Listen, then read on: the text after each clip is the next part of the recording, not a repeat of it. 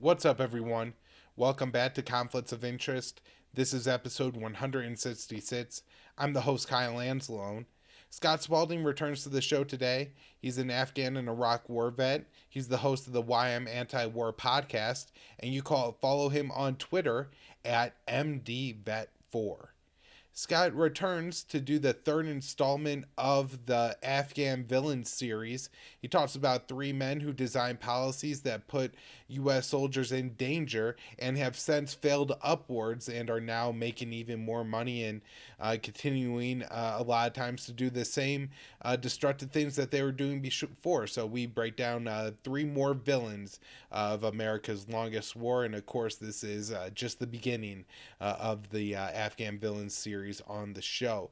Be sure you're subscribed to the show somewhere and that you're following the show. The show is hosted at the Libertarian Institute. libertarianinstitute.org/Kyle is the best place to find the show. All the show notes are there. We embed the video version and you can find the podcast versions. You can subscribe on any of the video platforms, YouTube, Rumble, or Odyssey. If you sign up on any of those platforms, just be sure you're hitting the like and share buttons there to try to help us break through the algorithm and get out there to more people. Facebook, MeWe, and Twitter for social media. And again, just share the show. We post clips of all of our shows up on those platforms.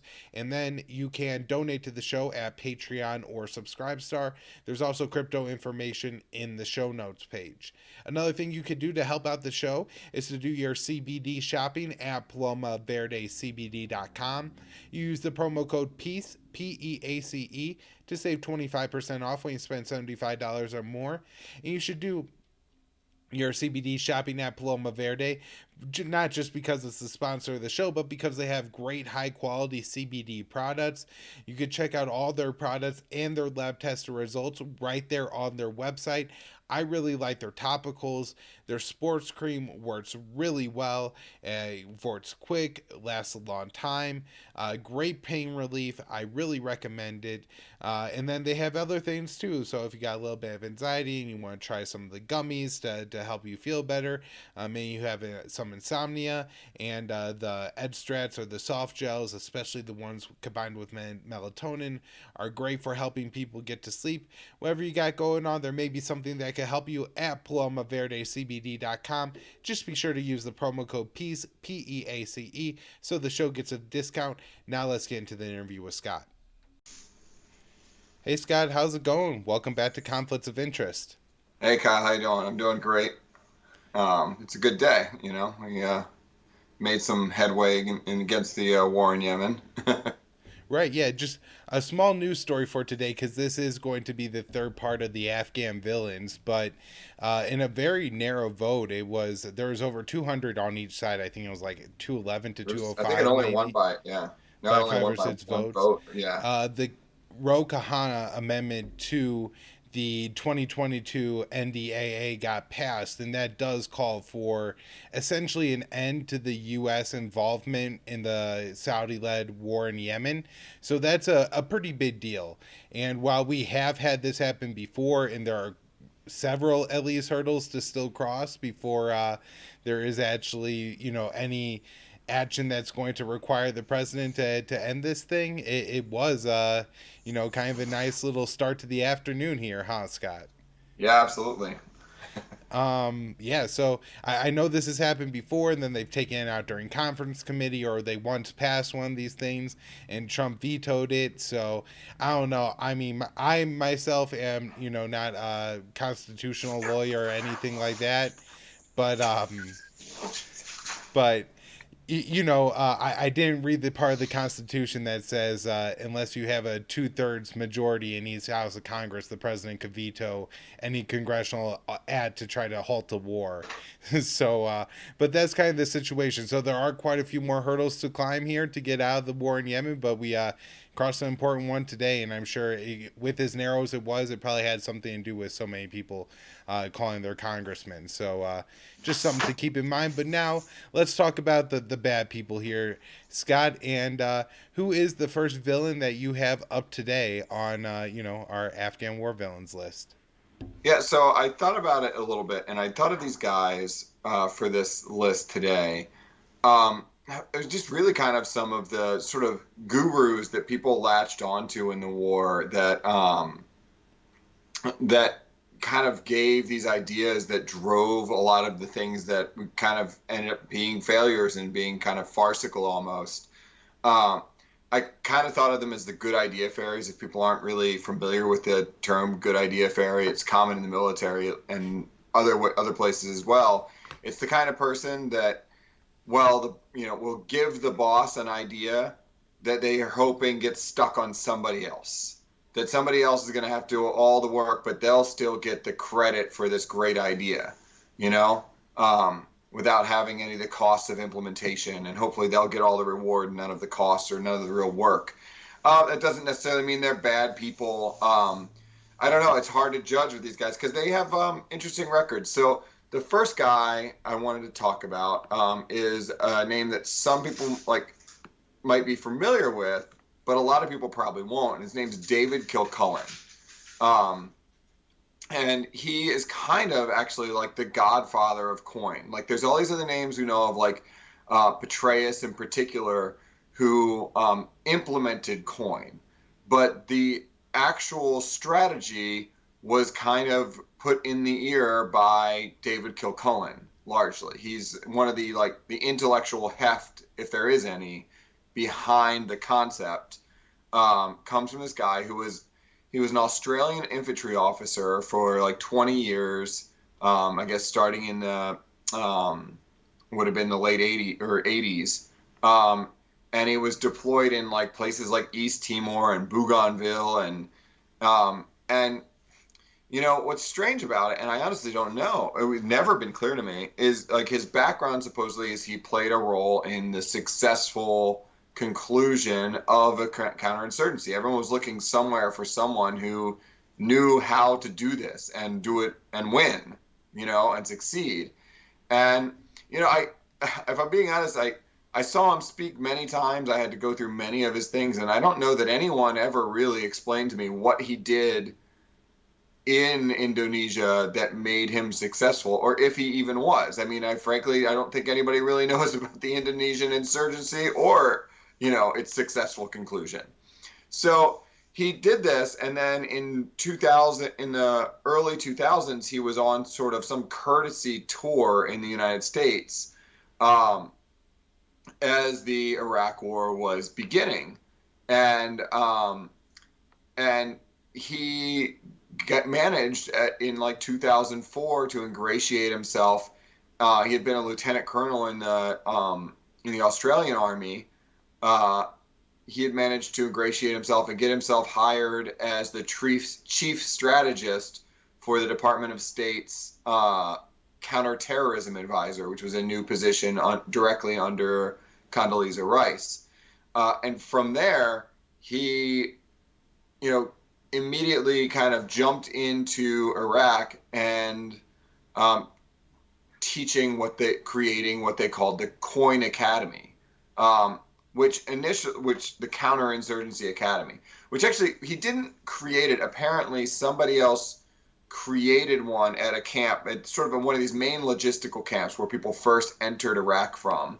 Somebody had, a lot of times, it's very common when you first get to a new operating theater, let's say, like when I first got to Afghanistan, I landed at Camp Leatherneck. We all did, and we had to go through like 5 days of acclimation and training. Like, what are the latest threats? Some people that are there that actually know the latest strategies and threats they're going to teach you there. For the entire time prior to your deployment, you're learning from like old hand. When you're in the United States, you're learning from the old hands who learned it all from before, but they're not like right there on the ground, and they're not updating their information as easily or frequently. So when you get there, you're always getting this like not even refresher training, but like update and extension training, especially. And it is reasonable because also people, when they actually get there, there's this moment of like, okay, this is real now, and they pay more attention than in the 2 months prior to going overseas, when they might be going out partying on the weekends and getting it all out of their system, or spending time with their family, or just have other concerns. Now you're here, you're only here, and it's real. Was So I'm just curious, a couple things. Was like mm, Was there any like altitude adjustments that you guys needed to make? Because I know like parts of Afghanistan are at altitude, and I'm just wondering if they prepared you That for that. And then also like just I don't know, like I when I just moved across the country, it took me like a couple days to like just get oriented. Like I felt like I was a little bit in a fog and a little bit confused just because like well the altitude was different, but like the just the smells and like kind of the background, the horizon, and how Lutz was just so different. It was just a little bit disorienting. yeah, actually,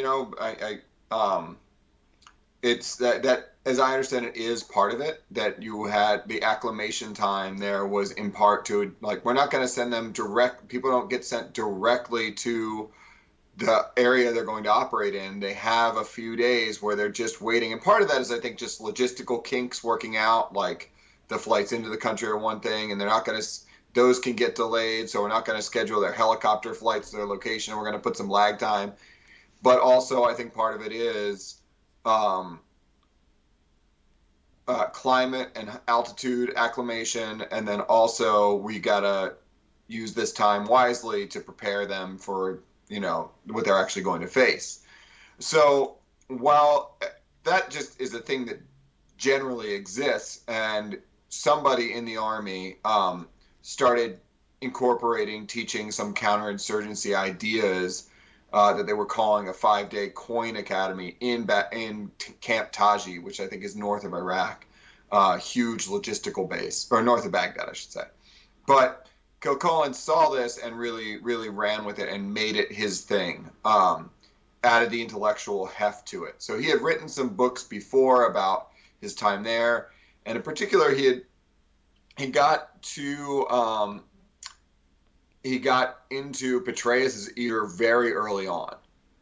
He was the one feeding Petraeus the ideas of counterinsurgency, basically. Um, and there's some sense to the ideas. Famously, Petraeus sort of ordered everyone to read what he called the 28 Articles, which is sort of a list of concepts and ideas, principles that they expected the military to put into practice. And some of it was this stuff you can't, almost like proactive policing, you need to get out onto the streets, walk a beat, not be huddled up in your fobs, don't be hiding in your base waiting for something to happen. Go out and patrol and engage with the people, show them that you're this power on the streets, that create a security bubble where they feel comfortable. All this kind of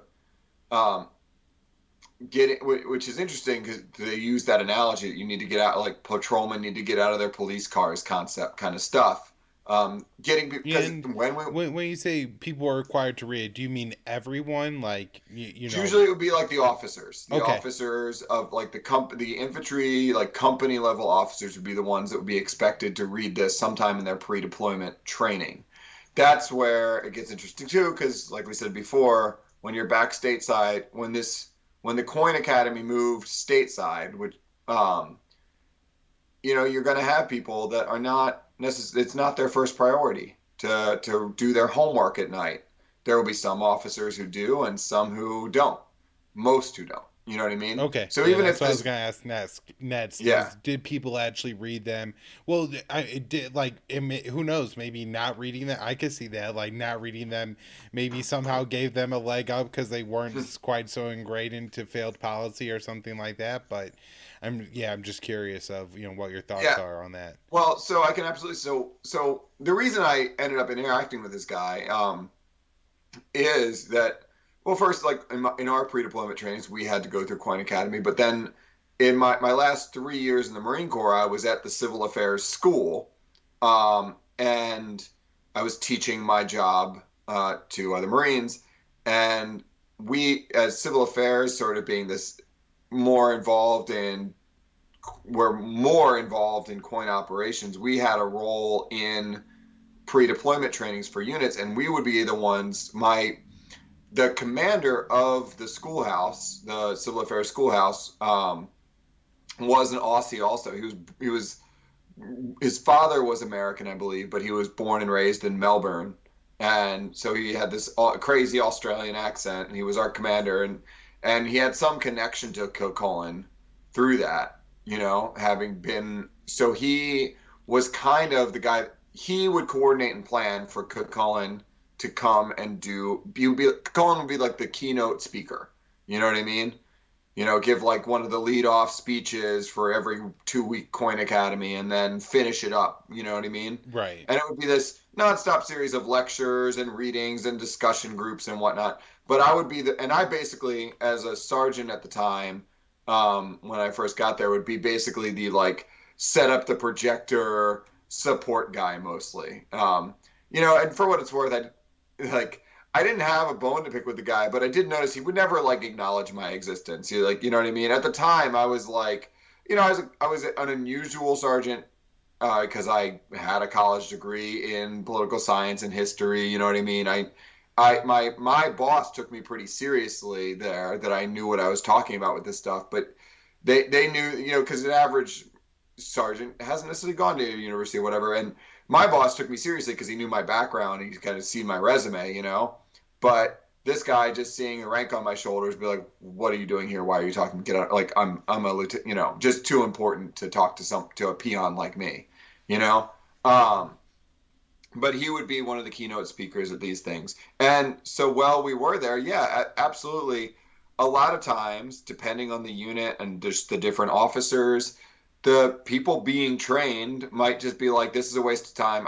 I'm required to sit through this lecture for the next 2 weeks, but I'm not investing any more time and effort into it than I have to. And in fact, I have a company to be in charge of. I'm too important to be being here. So I'm going to have somebody running in it. I'm going to be running in and out, taking phone calls, doing other things, because we're leaving for Afghanistan in 2 weeks, and this is not the most important thing." Right. You know what I mean? Everybody's been through a mandatory training when they got a pile of work on their desk Mhm. and, deadlines to meet. And it's like, the hell do I have to do this for? I got other shit to do. Yeah. So it was really a mixed bag about who was like really drank the Kool-Aid and who didn't. Which is in a sense unfortunate because it gives him top cover for, well, they just didn't really do it right. You know what I mean? Mm. Um, but yeah, he would be the guy in charge of sort of. He wasn't in charge so much as the guru. Like if we could get him to speak at it, that was going to be a better Coin Academy. They knew the name. The name rang out. Oh, Cohen's going to be there. We're going to listen to him. He's got great things to say. He wrote the book on it. You know what I mean? Right. It's one thing to have the other guys talk about it, but um, he he also, like, Petraeus specifically went to him at one point and had him write something called counterinsurgency guidance, and later he basically was the major author of the coin manual, that the field manual that the military produced. He was sort of like the thought leader behind it. um, Kind of famously, and I don't know if you have that image handy, like, Coin, as it was taught, tried to teach that there's this really involved, intricate structure, and you're getting into, if you're getting involved in something you can't fully understand. And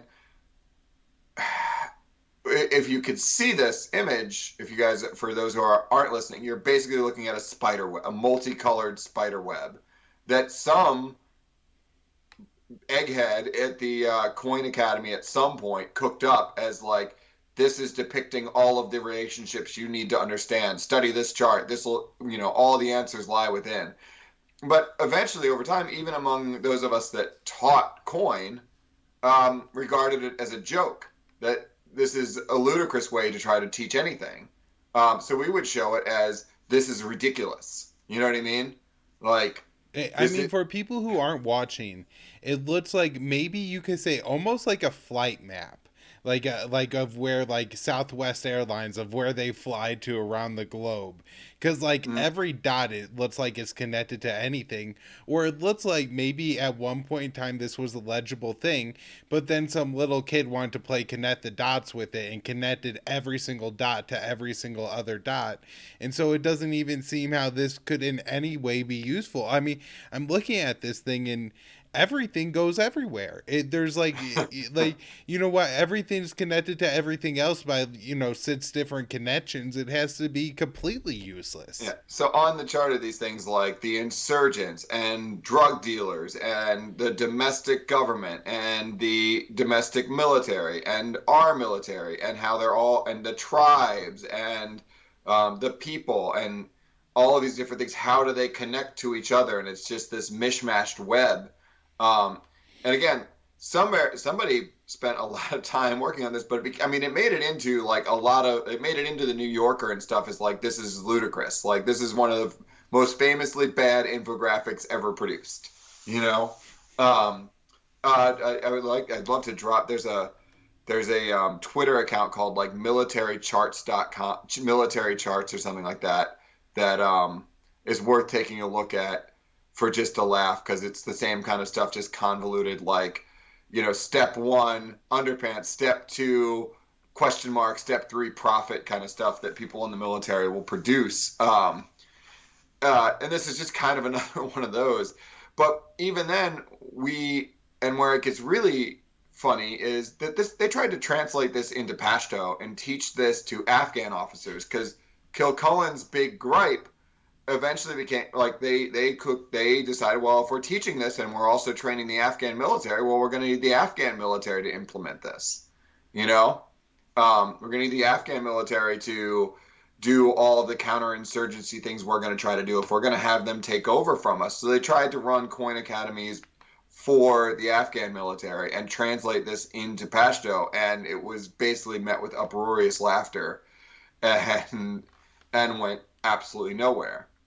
Right. Like, almost instantaneously, there's an article from Small Wars Journal that talks about it. But like, as soon as they said, okay, well, the Afghan army is going to be in charge of counterinsurgency now, they put it on to some colonel, and it went nowhere. Like, it was just considered universally by the people of Afghanistan to be a waste of time, and by a lot of people in the U.S. military too. And I have come to be in agreement with that. So that's kind of where he kind of got he was, like I said before, he got in the right position, just happened to have whatever charisma and intellectual background, having written a book or two, and have the chops by being in a place that no one else really studied, to get in and be like, this is how this war can be won. And got into a lot of people's ears and planted this seed that grew into the last 20 years of sort of failed policy. For what it's worth, just to give him his due, he did kind of say that the Iraq War was a huge mistake from pretty early on, perhaps even before the war started. He said it was a colossal mistake, but then sort of refocused on, well, it was a huge mistake, but we need to focus on cleanup now. You know what I mean? This right. Coin, even in his mind, coin is the last best option. It's according to him, it really should only be undertaken when all other options have failed. Although I will say that seems like kind of a convenient position to take, right? Like, he's selling a product, right? Mm-hmm. Like, I am sure he made a lot of money off of this whole thing, right? Yep. So if you come in saying that advisor, I'm doing my best I can to clean up the mess that you made, it's an awful good way to be not responsible for anything that, comes. You know what I mean? Well, it would have been worse. I didn't think we should do it in the first place, but now that it was here, I was doing the best that I could to fix it. I don't know. It just seems very convenient to me. Yeah, it does. It is exactly that. And, it's kind of an interesting position he's put himself in. And for what it's worth, he did also oppose like drone bombing, and it's kind of it's the same concept of like that he would say before, where you need to be on the streets, engaged with the people, and win their trust, not like buttoned up inside your trucks or never leaving your base. The same thing if you're just lobbing rockets at people seemingly randomly and out of nowhere, you're not gaining trust and really dispersing the insurgency. So he did oppose like the drone strikes and basically airstrikes generally. Well, I wouldn't stretch so far as to say airstrikes generally. I should hold my tongue there, but Do you know about night raids? Just because that's like kind of another. That's I do not know. I Okay. don't know, but I would generally guess that he would be opposed to those, uh, except I would probably with some caveats that he Yeah. would not want that. Um, So I mean, it is interesting that at least I guess this guy is like dedicated to the coin principle, like pretty pretty thoroughly, where like obviously McChrystal and Pedreus weren't because they were carrying out all these drone strikes and night raids and yeah, right. Okay, all right. So yeah. what else do we have here? So he did have, it's interesting. There's some, just to call out, he did have some sort of intellectual back and forth with Andy Basovich and Daniel Larson over this, and their differences were not, they kind of, I think, how when you're writing in text, sometimes it can be a little more sensitive in academia to even too that getting criticism is not always taken well, but they did, there's some articles. You will put what I've got the links for you. By Andy Basovich and Daniel Larison, sort of going through his books and his theories and kind of giving their critiques, which are probably more valuable than mine. And then what's interesting too, and I just want to include this for just with all of these guys, the where are they now aspect is he's still selling books and he's still getting interviewed, at least regularly in the Australian ABC affiliate, about like as the war in Afghanistan was closing, he was their like go-to commentator and sort of saying, yeah, if they had done it my way, it would have been all right. You know what I mean? Yep. Even then and there, and he runs a group out of Denver. He's the CEO of a group called Cordillera Applications Group that does some kind of, let's say, interesting stuff. He they do things like doing urban public safety and geopolitical intelligence. Their main contract, unsurprisingly, is with DoD, and training.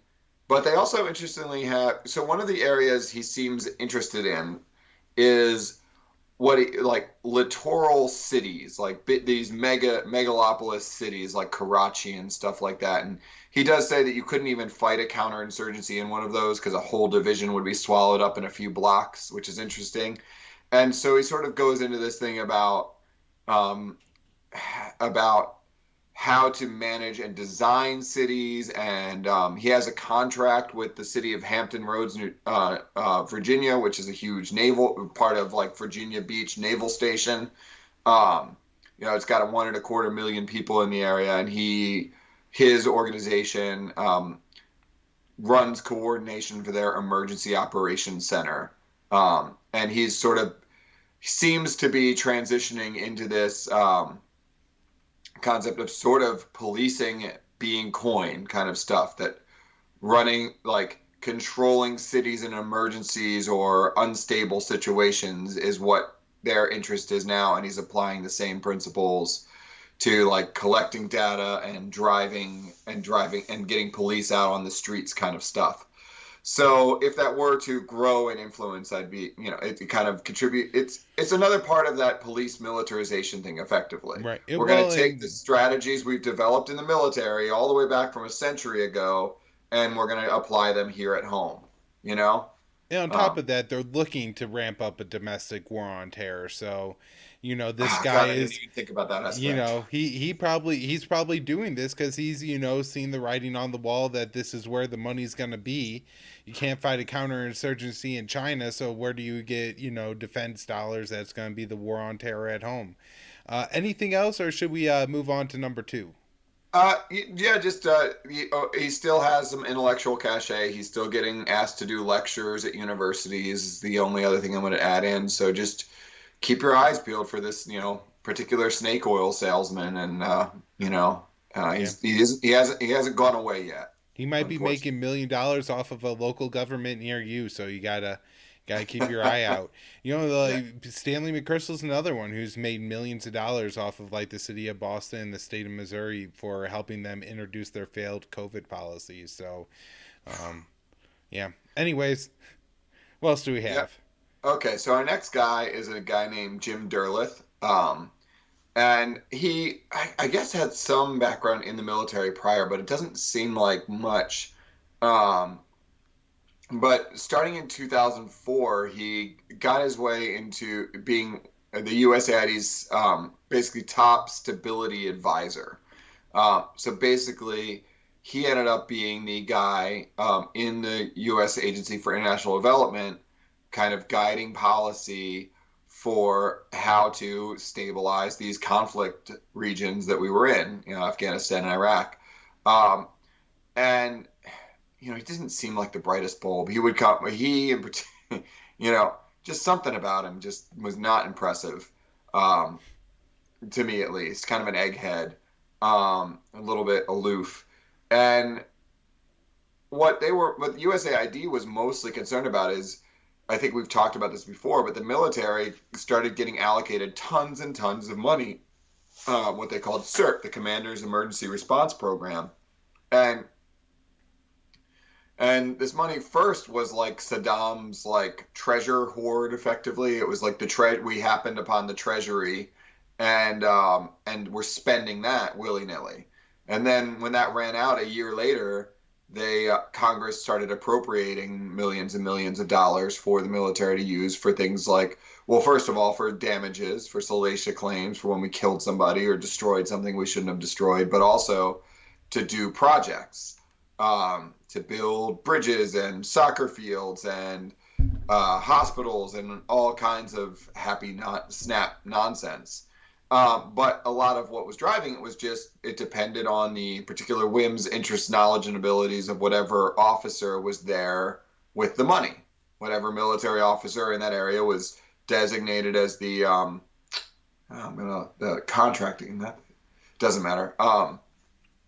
The not the paying agent, but the ordering officer, or whatever the term we had for it was. Um, Whoever that was would kind of be the guy, and sometimes it would be a civil affairs guy like me, or sometimes it would be just an infantry officer who got stuck with had this money and could do with it kind of as they pleased up to a certain limit, and then if you had a better, bigger idea, you just had to get your boss or your boss's boss to approve that you spending more money on it. But this could it led to kind of a lot of random things being done. One area is building soccer fields because they think that's a good idea, and another place is building schools because they seem to think that's a good idea, and another place is building a slaughterhouse because they don't like seeing animals slaughtered on the streets in Ramadi. So they're like, oh, we should build a common slaughterhouse and have the sheikh of the area be in charge of it. And everyone hates the sheikh, and he's taking kickbacks and bribes. So they didn't like that. They didn't like that it didn't seem to be systematized. So he got assigned as the military coordinator from USAID and came up with this system to collect data, to drive projects. And the idea was that what they need is for everyone, the idea he cooked up is for everyone to go out and only ask these 4 questions. Like, not have these discussions with a key leader, oh, the sheikh says you should do this with the money or whatever. But instead, that you should be going out and asking everyone only 4 questions. Has the population changed in your village? Why? What is the biggest problem in your village? Why? Who do you believe could solve your problem? Why? And what should be done first to solve the problem? And through doing this, you were supposed to collect kind of clean data. You know what I mean? That the idea was the population question was supposed to be an indicator of instability. If people were getting out of Dodge, that's supposed to indicate that there's a problem there. And if people are resettling in that area, that's supposed to indicate that this problem is whatever things are improving in that area. So basically, an area where the population's grown, you don't focus your efforts there. And in areas where the population has dropped, you focus your efforts there. And then asking people what's the biggest problem, and who can solve it, who should you turn to, and then what can be done first. But what you got out of this mostly, if you did do these, they didn't want, they were very adamant about not asking any follow-up questions or any other guiding questions or having a real genuine conversation. which of course didn't really contribute well to coin or really engaging on a human level with people. So a lot of people, myself included, didn't really do it that way. We would talk to people and work our way around to the question, but that of course would not be clean data, and USAID didn't like that. But what you were supposed to do with this then is kind of fill it all in and aggregate it upwards. But what you would get from the people is you would get an honest answer about whether the population's changed. You know what I mean? A general up or down, but a lot of them are what is this question? And then the biggest problem, 90% of them would say security or you guys or insurgents, and that wasn't really useful to guide anything, you know? Um, and then who do you believe could solve the problem? You would get, I don't know, you guys, whoever's got the biggest gun, like 90% of the time, this is what you got. And then what should be done first would be this simple, like, I don't know, get rid of the bad guys. So you would just get tons and tons of noise with it. And then just curious, did the Afghans take it very seriously? I would guess if some cop came around to my door and started asking me what are the problems in your neighborhood, my response is you, just because you're the person that's bothering me right now. And I mean, I don't know, maybe the people of Afghanistan, when your occupier is asking you, maybe you do take it a little bit more serious or something like that. Or was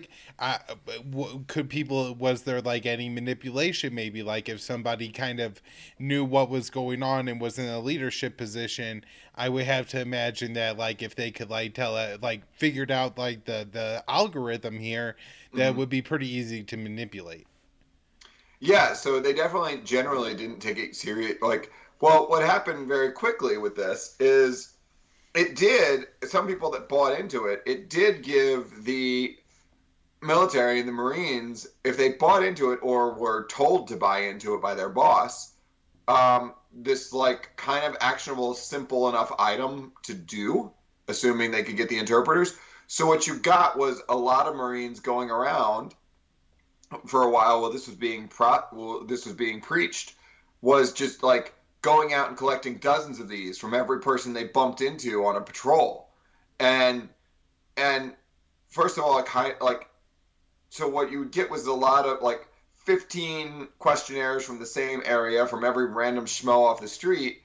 And also, but the next patrol is going to bump into the same people, and you'd have everybody within a quarter-mile radius of a base would have been asked this question 50 times in a month. And then when a new unit comes in all over again, which they might regard as a good thing, the data dinks would regard it as a good thing because they could judge over time. You know what I mean? But the reality was that most of this data didn't go anywhere. It didn't get sent. It didn't make its way up. Or if it did, whoever it made its way up to was I don't know what to do with all this. This is just, I have this enormous Excel spreadsheet full of questionnaire responses. And unless you're the world's biggest Excel nerd that can make pie charts and suss it out for you, and you can break it down by locality and all kinds of crazy stuff, nothing really could be done with it.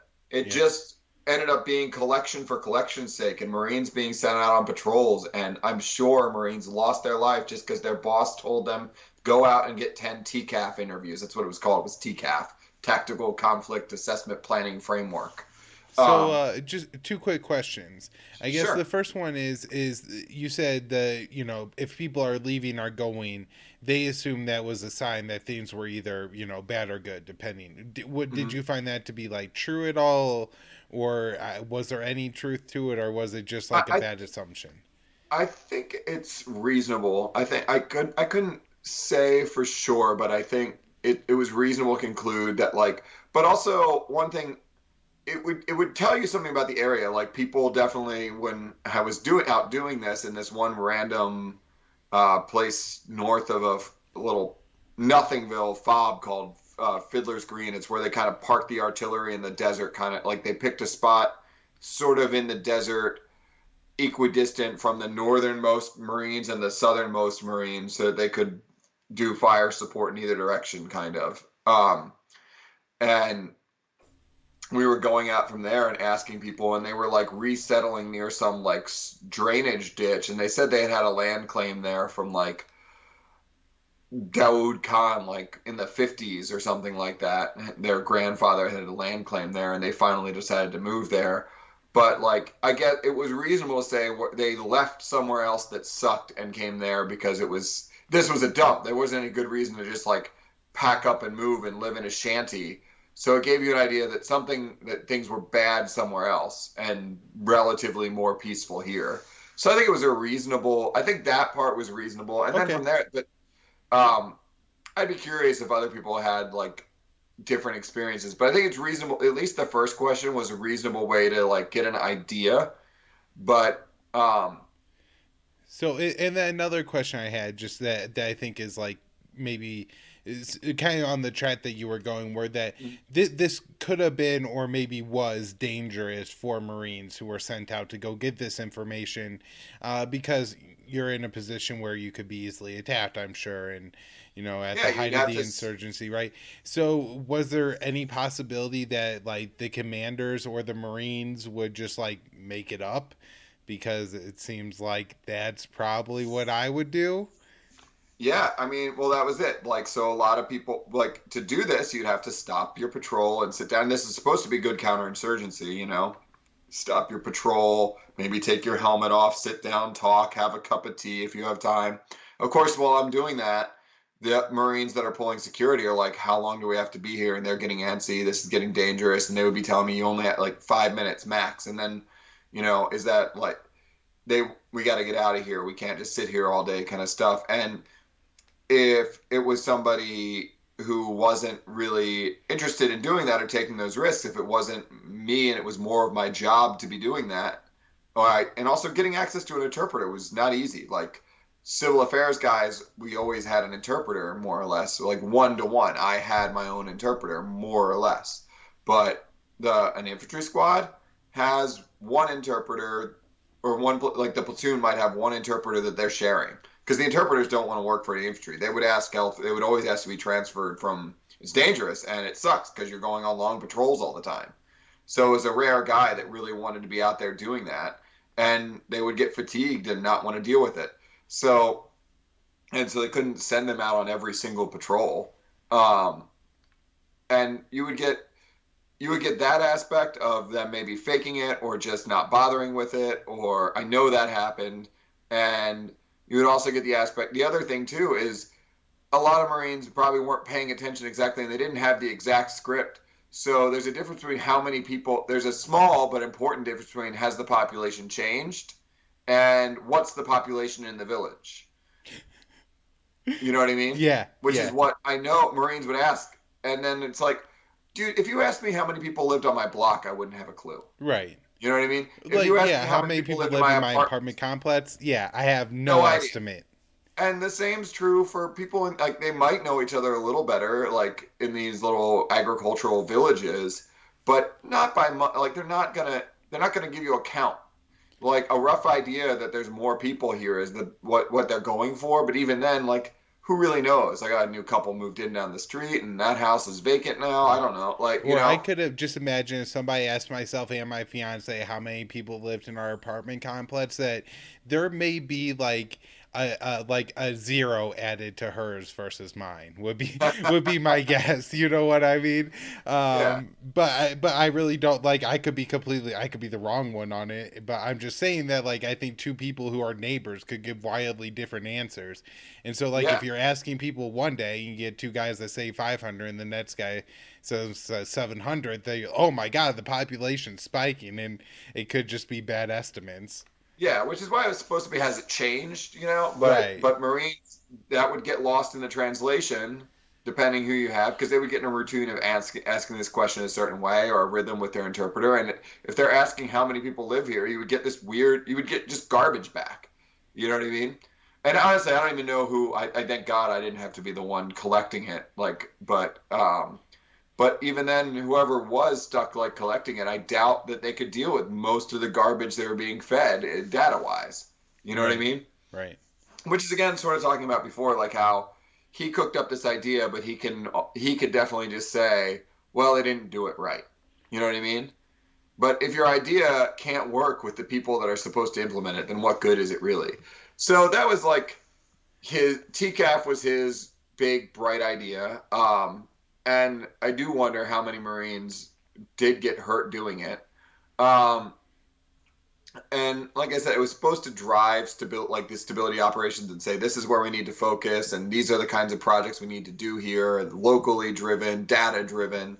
But in reality, it was just a huge crap project, waste of time. And he went. Now, granted, I think he was on a government salary at least, so he wasn't making out like a bandit exactly. But he went around from unit to unit for a few years, spending a week or at least a few days of every unit's life in their training cycle getting ready to go, being like, you have to do this TCAF thing and let me teach you what it is and why it's great, you know? And you'd have to sit through these classes, and 90% of Marines were 99% were rolling their eyes like, what in the hell is this? I'm supposed to be fighting a war and you want me to take a survey, like be a friggin' census collector. Yeah. You know what I mean? And did you guys have like electronic devices to collect on, where it was a handwritten? Because just Handwritten for notes. anybody who was looking, it looks like it's a one page, maybe a little bit longer, maybe it's a little bit more than like a 8 by 11. But not that like the boxes look like they're the normal size piece of paper, like maybe a quarter of the page. Like I would guess that like most soldiers, like once the box was full, they stopped writing, and so even if They're some like person like two or did three like words of have an gibberish. insightful thing to say, they're Mm-hmm. not like really getting it down probably. Yeah, All yeah, right. absolutely. And this is all going through an interpreter too, and an interpreter who often doesn't even speak the same language or doesn't want to be there. Um, you know, regards the local as a podunk loser. You know what I mean? Right. Um, all of that stuff that we really couldn't even suss out. So yeah, and he has moved on. Jim Derleth, he well recently presented at the Modern War Institute at West Point about the Army's transition in the global environment, and he did have some interesting things to. This is interesting though, because he gave a talk basically about well, this is an interesting question. What was the most successful military operation in the last like 10 years? And this was to a bunch of West Point students during his speaker series, and he argues that it was the Russian takeover of Crimea because it was went without a shot. You know what I mean? That it was. I feel like Scott Horton might like hearing that. You know what I mean? That basically just turn There's around, a surrender, level of go home. reality to that you could appreciate. Like that's a decent like pick of things like you got to pick from. At least he wasn't like the U.S. campaign against Assad in Syria or like against Gaddafi or something like that. Is he up to anything else other than talking at West Point? He's the professor of irregular warfare at the George C. Marshall Security Studies Center at Hohenfels area, which is Hohenfels area, as I understand, is one of the biggest training areas in Europe. It used to be where basically practice for the breakout of the Cold War happened every few months. Okay.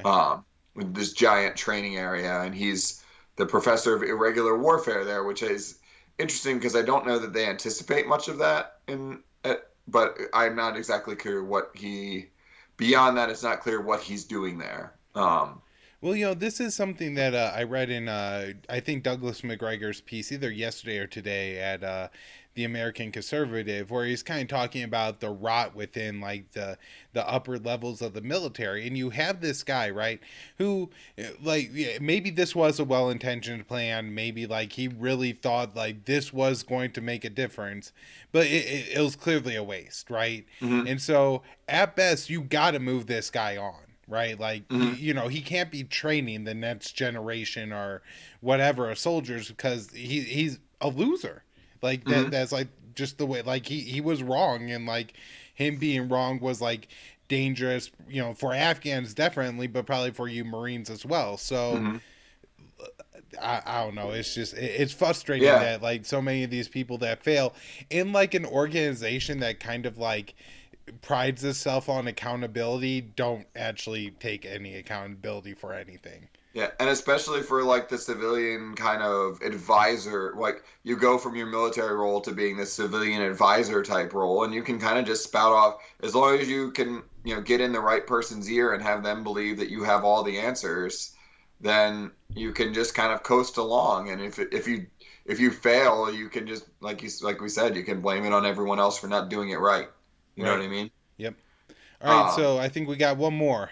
Yep, one more. And this guy again is just interesting, and it's strange. I don't know much about his background, but his name is Paul Summers, and he has sort of a compatriot named Ryan Brewster, and they both worked for the USDA and like the Forest Service of all things, is what his background was. And apparently, I guess maybe his like PhD or something along those lines was like prior to the war, he was writing on like forestry in the Pacific Northwest, and maybe his PhD was on like the significance and importance of orchards and tree agriculture in conflict areas, which I don't even know where he like cooked that up.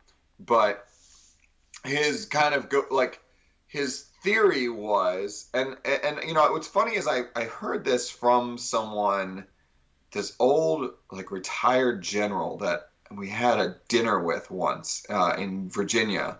Um, he started going on about how his little lobbying project he was working on was lifting the pistachio embargo against Afghanistan. This is a separate person, but the connection will make sense in a second.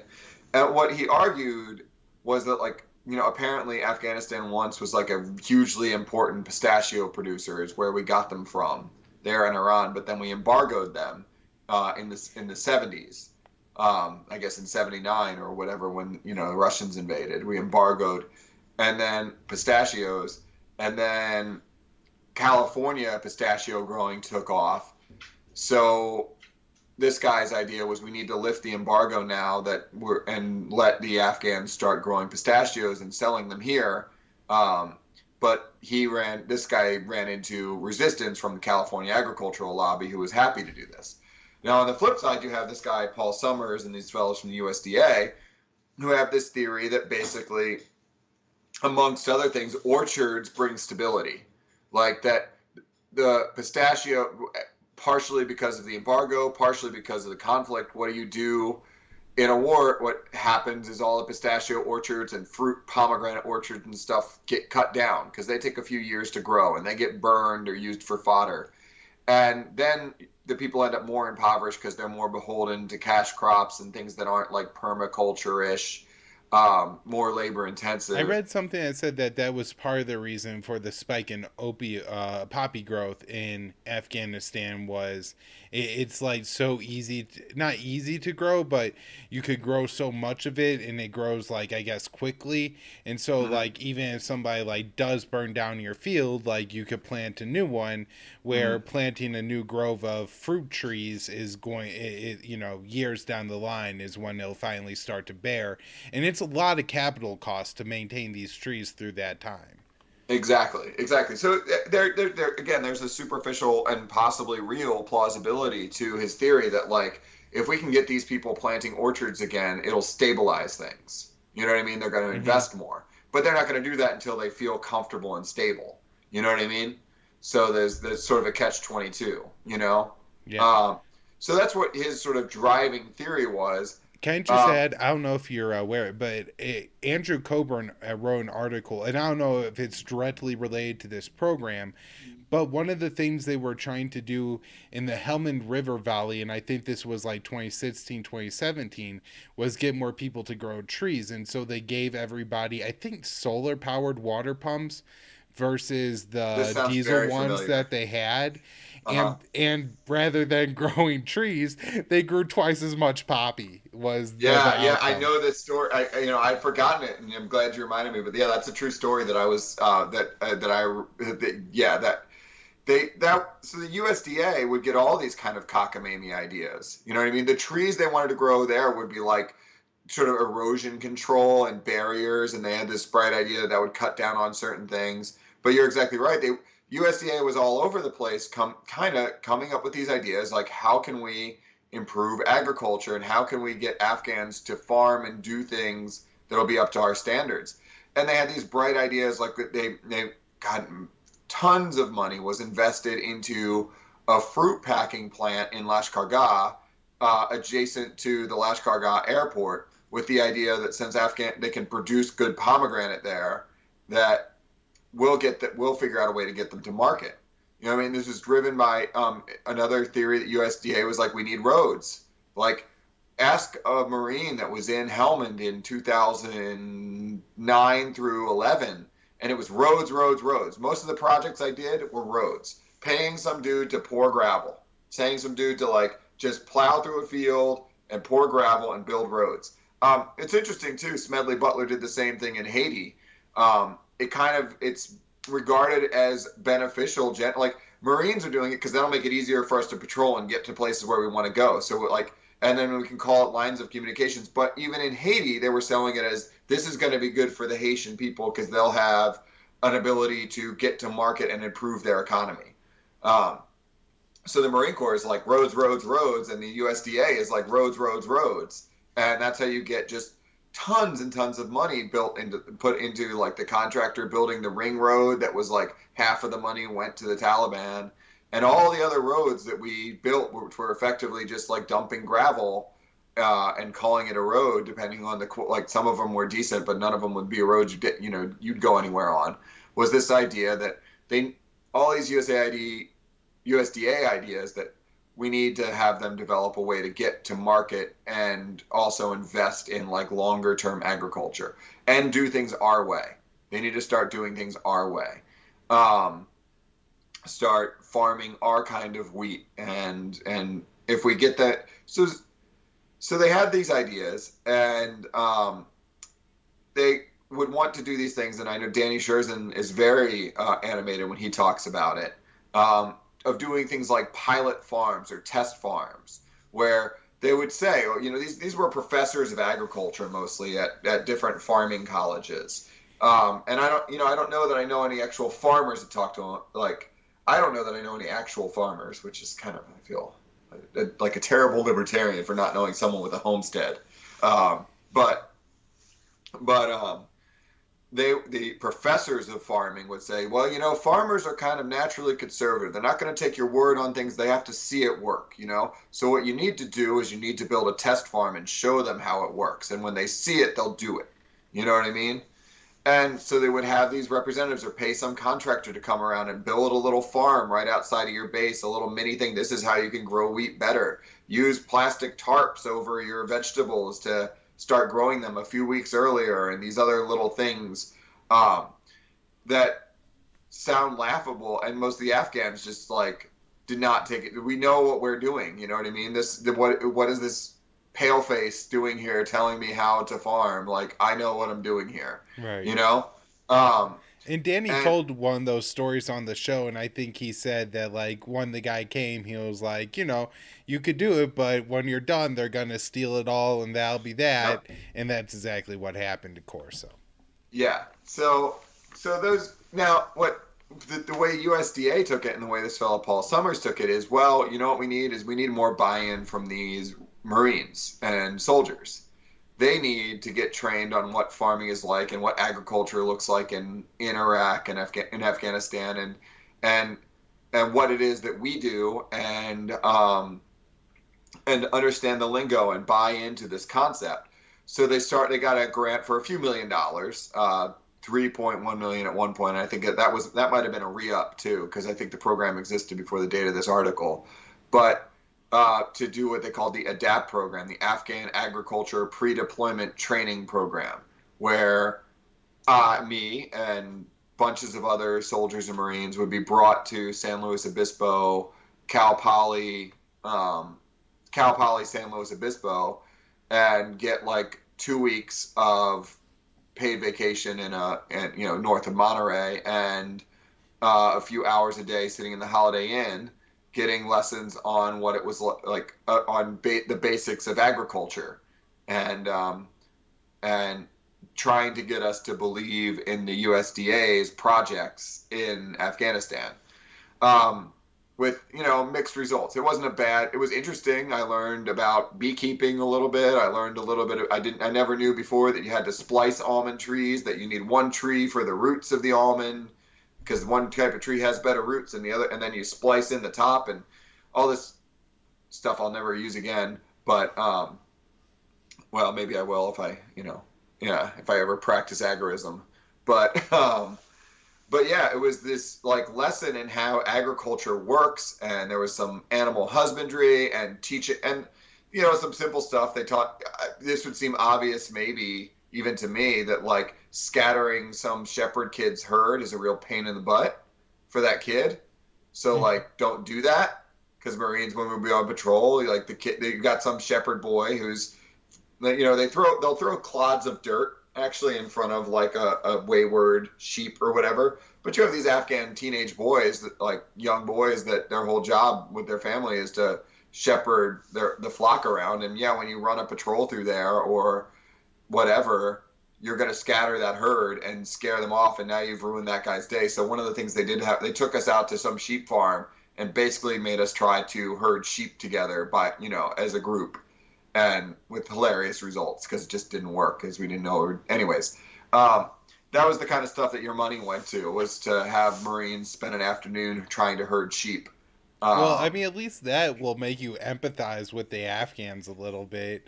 Yeah, Of all the things that I've heard about wasting money on, that seems like one of the better, one of the better ones. Because I'm sure after that, like, at least those guys probably weren't like, doing it for fun or anything like that anymore. Yeah, yeah. So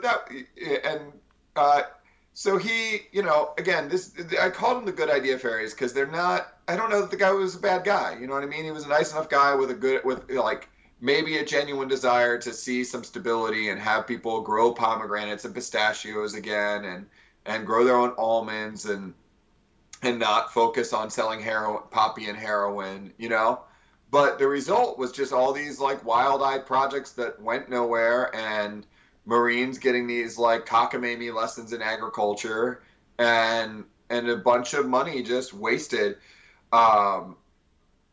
for nothing. Now, I don't think Afghanistan has up and adopted modern agricultural practices, or is using the latest Monsanto wheat or Monsanto opium, for all we know. God help us, right? Right.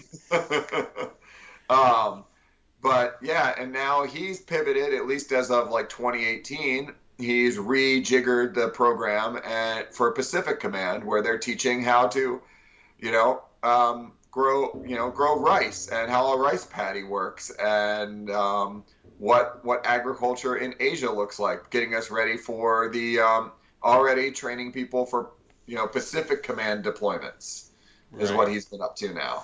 So it kind of just tells you where if we didn't already know, there's more evidence of where even like USDA is invested in this militarism and pivoting eastward to the Pacific, or westward, I guess. To the Pacific. Again, it seems like another example of generally failing upwards. This guy is maintained, and I'm sure, has found a way to, if not like title promotion, certainly he's making more money now than he did then, even though this isn't really helpful or achieving anything. So yeah. So those are my top 3 picks for sort of interesting good idea fairies of the war on terror that I've encountered in my day. And yeah, hopefully I'm curious what other ones are out there. I really hope somebody listens. I hope some Marine listens to this. It's like, fucking TCAF. God damn it. Like, right. I know there's somebody out there that is like, oh my God, that like had nightmares about it. All right, Scott. Well, thanks so much for coming back on, and we will have to do this again. I'm sure some more people from the Afghan war that you absolutely hate, and and we could talk about them. But again, great. And you are the host of the Why I'm Anti-War podcast. Absolutely fantastic. Everybody check it out. You're at MDVet4, and then like the name is MDVet4 Peace on Twitter. And anywhere else you want to send people? No, that's it. That's great. I really appreciate it, man. All It's right. always a great time. Thanks, Scott. Thanks, Kyle.